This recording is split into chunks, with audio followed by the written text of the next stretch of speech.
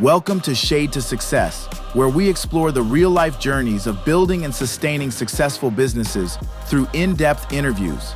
Whether you're an aspiring entrepreneur or a seasoned owner, you'll find valuable insights, lessons, and inspiration here.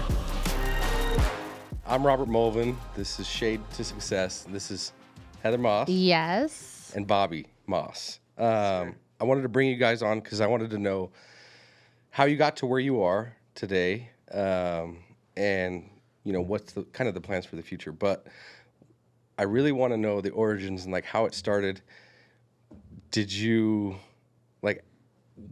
how did you get to where you are? Like what path did you take? Where were you 18 years old, 19 years old? Is that where it started or was it before that? Nope, that's definitely where it started. We have kind of a really crazy story. I was in law school. I was engaged to somebody else. I was 18 years old. Someone my parents had set me up with. He was beautiful on paper. Everything was great. But I was young. He was not. And so we kind of felt that little, pull. I was still going out with my friends, and he wasn't because he had to be up early. And Bobby ended up, running in the same circles that I was running in. And my friend one night just said, "Hey, I have a friend I want you to meet." And I looked over at him from across the bar, and I was like, absolutely not. Oh, fuck. Not for that reason. Okay. It was just like, that has trouble written there you go. all over it. I don't want to meet him. We ended up meeting. It was a Wednesday night. And then Thursday, all of our friends got back together. So we ended up back in the same circle. And I moved in Friday. Nice. That's quick. Called off the wedding. Wow. Told my parents I was calling off the wedding, dropping out of law school, and moving in with a tattoo artist with 2 kids. Oh, my God. So you were already doing it. You were in it. Yeah. Oh, yeah. That's cool. Yeah, I've been piercing since I was 14 years old. Wow. For other shops or? For my mom. Oh, shit. Yeah, I didn't know that. My mom owns shop. She still goes to a tattoo shop every day. Oh, damn. I don't think she tattoos anymore, but she goes every day. I don't think she tattoos. It's wild. I would like one. That'd be cool. Yeah. So then was it yours? How the tattoo shop started? When I met her, yeah, she went to work with me the next day. Oh, shit. So you were... I had no Nothing. tattoos. I had no tattoos. She had her friend's name tattooed on her side or something, small. Something So small, did you have a hand in all this? Oh, yeah. Yeah, he did all my work. Nice. Yeah, he did all my tattoo work.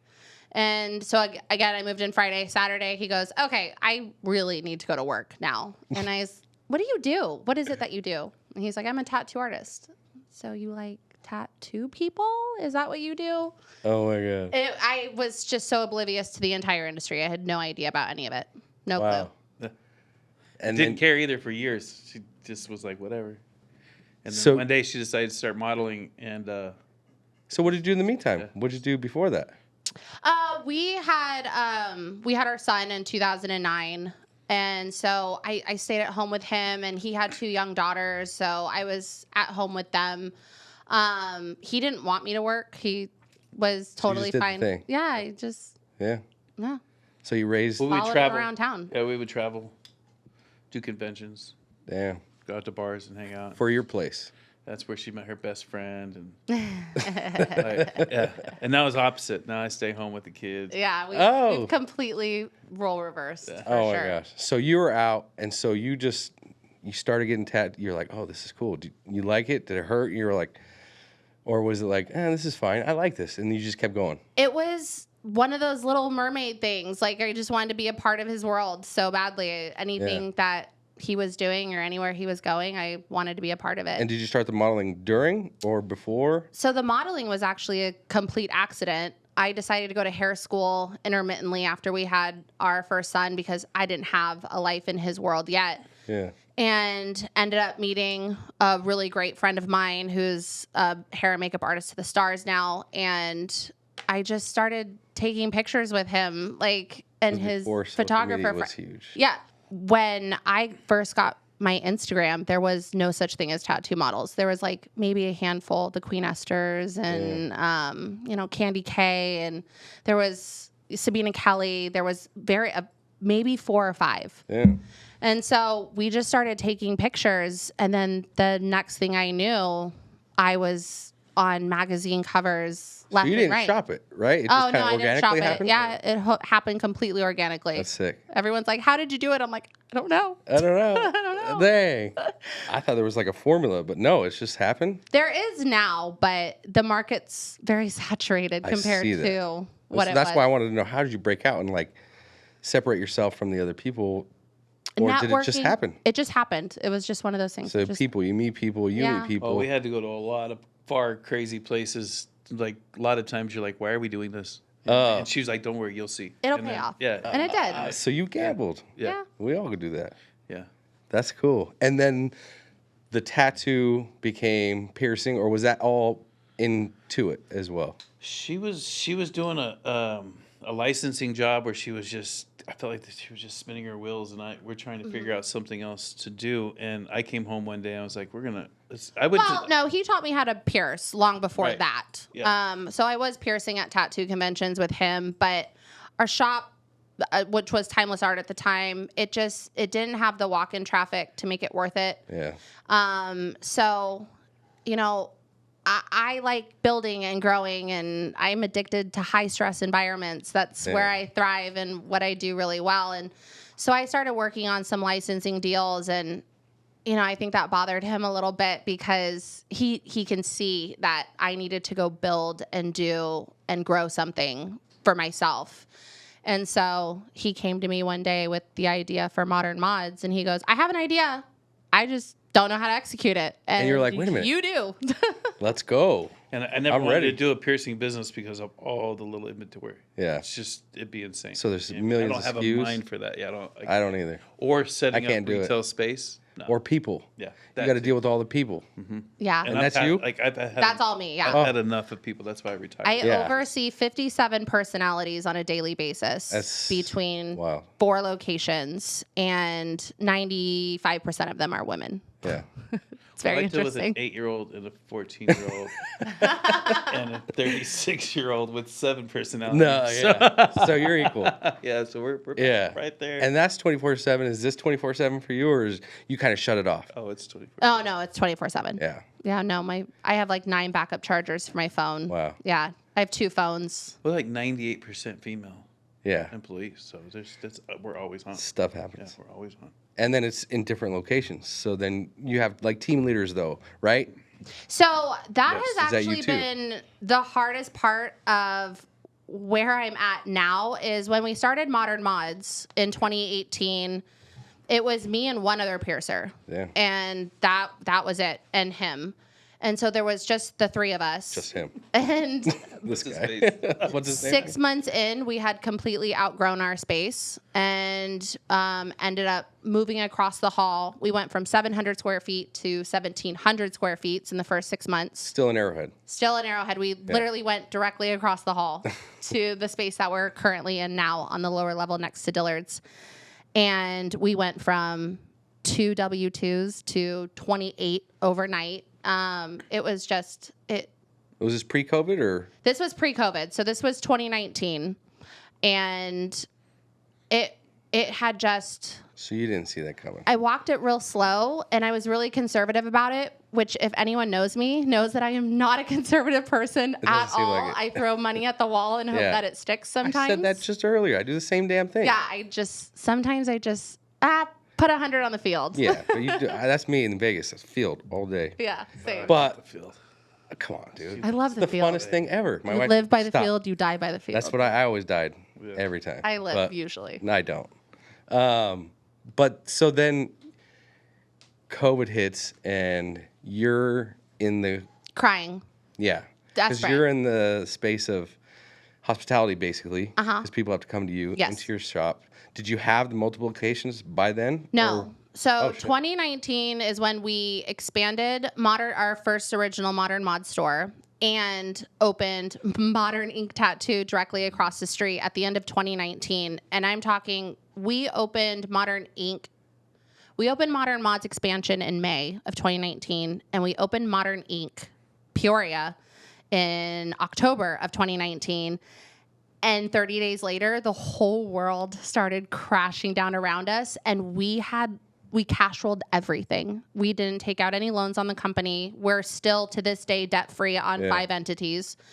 And I just didn't know what was going to happen. It was so scary. And at that time, I was working 70 hours a week, open to close, 7 days a week. Piercing. Yeah. And just the daily operations, keeping everything moving and the reputation growing.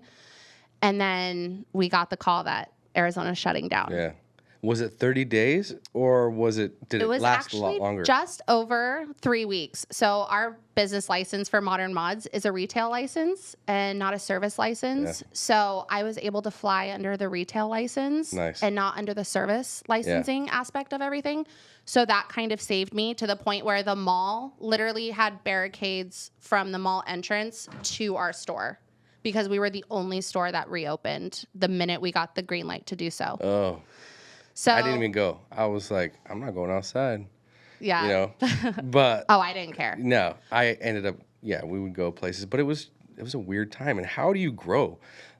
Like I'm in retail as well, but it's outside. Yeah. We don't have to mess with people. We can do our proposals via Zoom or through a door. Mm-hmm. So we kind of grew a little bit during that time. I don't see how. Like, was it social media? No, it was very scary. For the 3 weeks that we were shut down, I literally was bawling my eyes out, calling all of my team members, begging them not to apply for unemployment. Mm-hmm. And Bobby and I started cash rolling what we could out of our own pockets to subsidize their paychecks in hopes that we were either going to bleed the bank accounts dry in an attempt to save the company, or we were going to retain all of our team members and be able to open eventually. But you're like in their face, on their... when you've been in the body art industry, the flu doesn't... You guys are super sterile, We're right? already mitigating all of these factors, so it's the gloves, the masks, the PPE, that's our normal. Yeah. That's not our new normal. That's what we do. Yeah. So... Just the fucking stigma that happened, it was so annoying. It was like, mask up everywhere you go. Airplanes were empty. That's the only thing I loved about it. Right. Was you get a whole fucking 2 rows to yourself when you fly out. But then, so after that, that's when you kind of got, I think you're in Chandler, right? Or Tempe? So as soon as we reopened in 2020, at the beginning of May, or end of April, beginning of May, I instantly was balls to the wall on opening Chandler. During COVID. There you go. We opened Chandler September of 2020. And everyone, my attorneys, our CPA, my parents, my mom called me crying, begging me to pull out. You have to pull out. You have to pull out. I'm like, nope. We're doing this. We are moving forward. And Chandler has done nothing but grow since day one. Wow. And when did Max come in the vault? Like all this, it just keeps going, right? Your brain just... It never... There's going to be something else. I'm addicted to building things. And I think that's been the greatest part of this journey so far. So after we opened Modern Mods in 2019, we expanded and opened Inc. 2020, we opened Modern Mods Chandler. And then 2021, at the end of 2020, we bought the building in Sturgis. And our first summer at Raleigh was 2021. So we built all of that.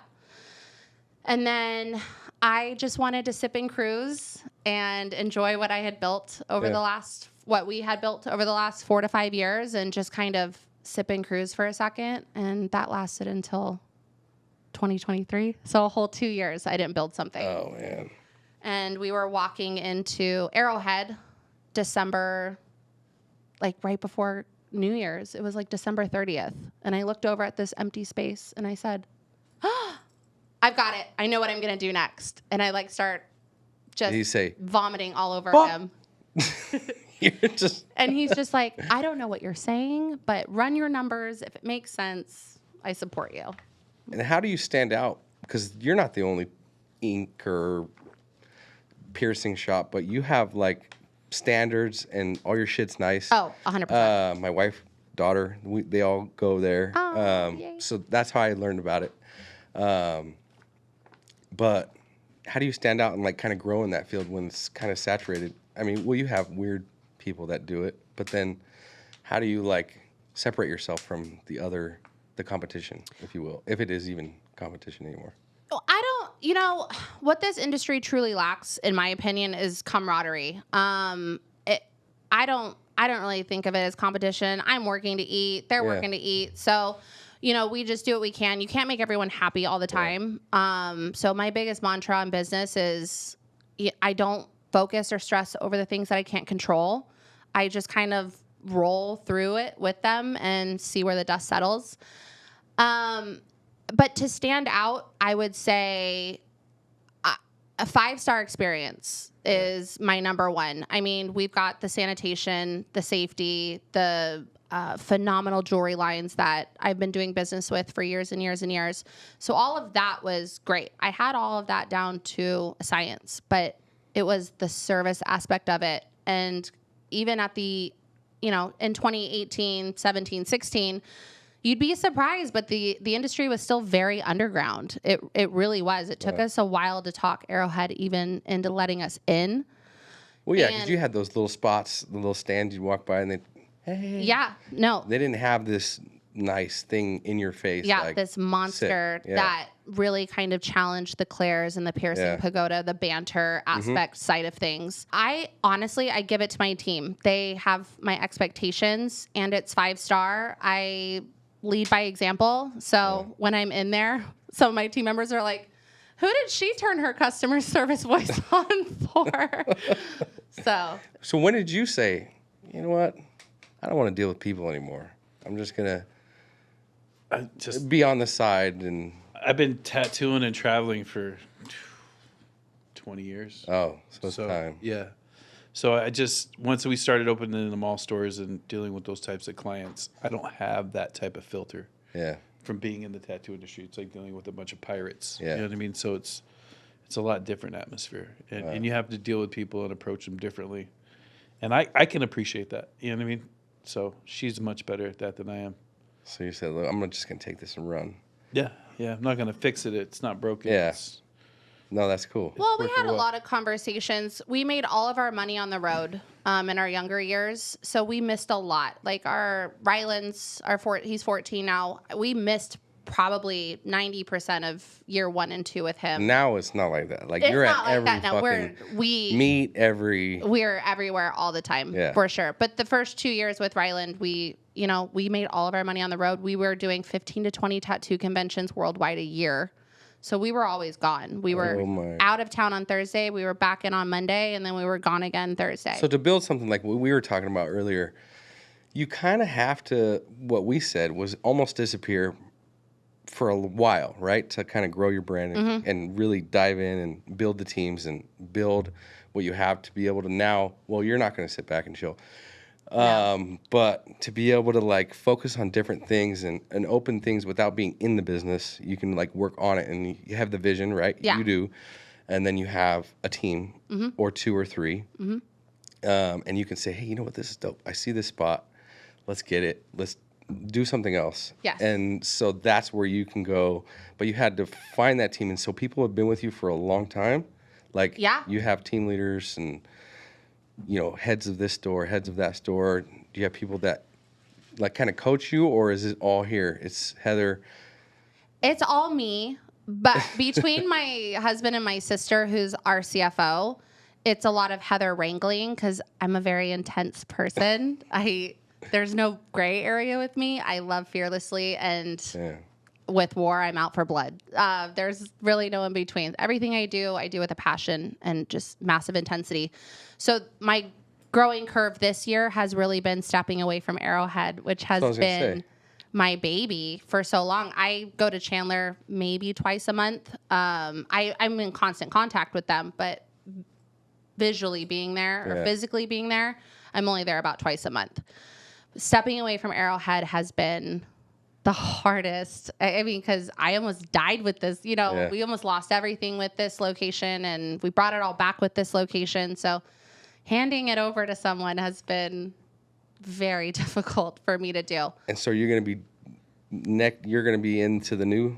What's next? Like, where are you at? So where we're at right now is we are building this year. We did expand our Modern Ink Sturgis operations. Oh, that's in a week or two. Yeah, we leave on the 22nd. We're gone for a month. We had 10 tattoo artists. We have expanded to 20. Wow. We had 1 counter girl. We now have 5. So we're doing some really great things this summer. Yeah. And then when we get home, we are expanding Modern Ink Peoria from 1,500 square feet to 3,000 square feet. Wow. So we At have the mall? Yeah, across the street, 75th and Bell. Oh, yeah. So we've got a lot of big projects left this year. Yeah, because your tattoos, and well, you can keep them for a long time, your clients, right? Because they have a lot of real estate to work with. Unless they don't, they run out, whatever. So do you have to like continuously find people, or do you have like a following? Most of the clients at the shop we're in an area where there's a lot of tourism. So over there by Arrowhead, it's not a tourism, because when people come to town, they go to the mall, they go to the sporting areas, which is gonna have all the sports bars, the dining. So you got to have like. So we get a lot of people from out of town, Location. small little tattoos, a lot of walk-ins. And same thing with real estate on your face. You can't pierce that much, right? Yeah. Or you can keep going, right? You just find. I mean, you can, yeah. I'm just kidding. You can put it wherever you want. I just- ultimately. But you have to keep getting clients, or a right? Piercing. So there's advertising involved, or do you have to mess with that? No. Is it a small budget, we or do. you have to like? Because like with me, it's 10% ratio Right. to sales. I don't know what it's like in your industry, but is it something you have to kind of figure out, or does most of this happen organically? A lot of it happens organically. And to be honest with you, our line of work compared to your line of work is when we have a really difficult client, which is far and few between, we're like, you know what? I agree with you. This is not the shop for you, because I don't want any customers that are like you to don't send those, you just can't make everyone happy. So a lot of it happens organically. We do run ads on pretty much every platform, but just on a smaller budget, just to kind of keep our algorithms alive, and the searches alive and whatnot. But no, for the most part, you want it to happen organically in our industry. With this new place that you're expanding the tattoo shop, you're expanding the piercing. Yeah. What's the next step? Like, is there anything on your brain or on paper, or is it just like you're gonna let that ride for a while, or are you just gonna chill after? I always say I'm gonna let it ride, and then something else happens. We walk we'll into see you the in a mall. year. And, and 2 weeks later, I've got a lease in my hand. So. Oh my God. And my sister sits me down for logistics, and she's like, all right, how many people? What are we going to pay them? I'm like, I have no idea. We'll figure it out when we get there. But that modeling thing, that's gone. You don't have to deal with that. No. Or do you still do some sort of stuff here and there? Like if something pops up that says, okay, I want to be a part of this. Yeah, no. Like when Danny called me for Dixon and said, we want you to be a part of the the 2024 swimsuit launch. I was like, hell yeah, I'm totally there. Yeah, That's let's cool. do it. But as far as for right now, you're going to stay where you're at and just kind of see where it goes. My sons are getting older. Yeah. So family, so do you involve them? Are they involved with the business, or you separate that? Because I know you got to be working all of at our least. kids work for us. Yeah. Yeah. So they're involved. Our oldest daughter. So you're at the meets and they're at the shop. Yeah. Our oldest daughter is a lead piercer at Arrowhead. She's fantastic. She's married. She gave us our first 2 grandbabies, and there's a granddaughter on the way now. So I'm really excited about that. My bank account, not so excited about that. And our son works as a greeter at Modern Mods, and our 16-year-old daughter works at M3 Max. And then Carter just thinks money grows on trees. Yeah. He's the young one, right? Yeah.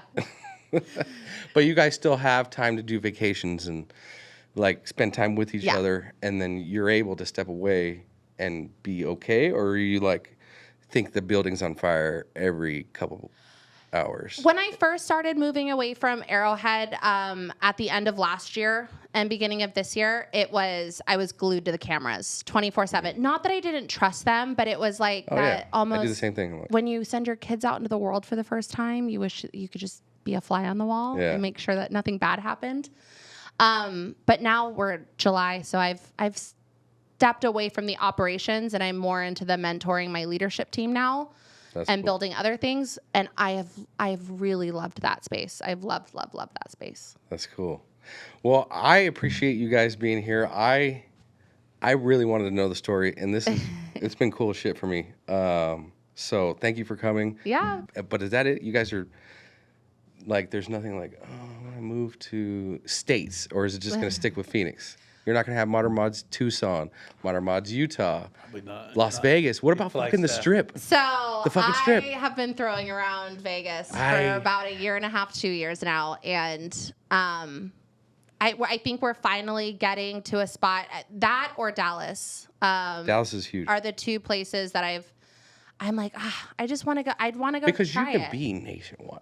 Yeah. Right? There's no reason for that not to happen. Oh, well, I'm not willing. Yeah. Well, yeah. It's hard for, it's hard for me to expand too quickly because I'm so attached to the brand as it is. Yeah. And you don't want to water down. Yeah. My fear is growing too big and then the brand getting watered down and the stupid. experience getting lost in it. Yeah. All. Okay. I get it. All. Yeah. We'll just sell it all. No, there you go. I do have a number. Okay, so do I. But my number has grown in the last year. Well, same. 100%. It should. Yeah. It And grows so- every year. Okay. I thought I was the only one. I was like, my wife's like, are you going to, when is it going to be enough? I'm like, I don't think she's going to want to see this. But I'm like, I don't know. I think I'm good. Yeah. Well, is there a number? And I said, yes, this was last year. Now this year, the number has doubled. And I'm like, okay, if I get this number, but do you see people coming to like nationalize or whatever, make it a chain, buy you out and just go? I don't see it in mine, but I think it could be in yours. I've had some phone calls for sure. They can't even touch what that number even is, but I mean, we can back it. I can back my number. So it would be an investor group. But then you'd be pissed off probably because you're like, how am I going to grow? Now you're going to start something. No, else. they would have to keep me on as a consultant. There you go. That's cool. All right. Well, fuck. There's always an exit strategy. Yeah. Well, shit. This is cool shit. Thank you.